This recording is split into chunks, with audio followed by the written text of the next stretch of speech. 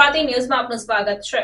વરસતા વરસાદે ભાવનગર શહેરના લાતી બજારમાં આવેલ ઠક્કર ટ્રેડર્સ નામની દુકાનમાં વિકરાળ આગ ભભૂકી હોવાની ઘટના બનવા પામી। ભાવનગરમાં આગ લાગી હોવાની ઘટના સામે આવી છે। આપને જણાવી દઉં કે લાતી બજારમાં ઠક્કર ટ્રેડર્સ નામની દુકાનમાં આગ લાગવાનો જે બનાવ છે તે બનવા પામ્યો ત્યારે જોત જોતામાં આગ વિકરાળ બની હતી। આગ લાગવાની ઘટનાને લઈને સ્થાનિકો દ્વારા ફાયર વિભાગને જાણ કરાઈ ત્યારે ફાયરની 5 થી વધુ ગાડીઓ ઘટના સ્થળે પહોંચી હતી અને આગ પર કાબુ મેળવવાના પ્રયાસો હાથ ધરાયા હતા। વરસતા વરસાદે ભાવનગર શહેરના લાતી બજાર પાસે 11:30 વાગ્યાની આસપાસ ઠક્કર ટ્રેડર્સ નામની પ્લાયવુડની દુકાનમાં અચાનક આગ લાગી હતી ત્યારે દુકાનમાં રહેલ સામાન બળીને ખાખ થઈ જવા પામ્યો। આ ઘટનામાં ફાયર બ્રિગેડે સ્થળ પર દોડી જઈ ભારે જહેમત બાદ આગ પર કાબુ મેળવ્યો હતો। ફાયર વિભાગ 25,000 લીટર પાણીનો મારો ચલાવી આગ પર કાબુ મેળવ્યો।